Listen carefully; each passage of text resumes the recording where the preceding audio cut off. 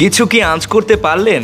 হ্যাঁ, ঠিকই ধরেছেন, ফিচকেই নকল করছেন মাহমুদুল্লাহ রিয়াদ। ৩৮ বছর বয়সেও রিয়াদ যেন ১৮ বছরের টকবগে তরুণ। শুক্রবার অনুশীলনে এসে সবাই যখন বড্ড সিরিয়াস, সাইলেন্ট কিলার তখন খুনসুটিতে মেতে উঠলেন মিরাজ মুস্তাফিজের সঙ্গে। ছাতার নিচে বসে থাকা মিরাজকে যেন শেখালেন কিভাবে ক্যারম বল করতে হয়। তবে এভাবেই যে ফিনিশারের সময় কেটেছে মোটেও তা নয়। লঙ্কানদের বিপক্ষে অলিখিত ফাইনালের আগে নিজের গা গরম করে নেন মাহমুদুল্লাহ। এরপর ক্যাচিং অনুশীলনটাও সেরে নেন রিয়াদ। কাঁধের ব্যথাটা যে এখনো আছে সেটা অবশ্য বেশ ভালোভাবেই বোঝা গেল, কিন্তু ব্যথা নিয়ে পড়ে থাকলে তো হবে না। দলের সবচেয়ে সিনিয়র ক্রিকেটার, দায়িত্বটাও পাহাড় সম, তাই তো সবশেষে ব্যাটিংটাও ঝালিয়ে নেন এই টাইগার অলরাউন্ডার।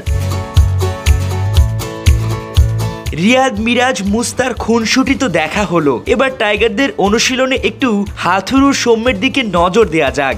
শনিবার লঙ্কা বধের আগে হাথুরু ছিলেন বড্ড সিরিয়াস। যদি এভাবে বলা হয় সৌম্যকে নিয়ে একটু বেশি সিরিয়াস ছিলেন টাইগার ওস্তাদ, তাহলেও হয়তো খুব একটা ভুল হবে না।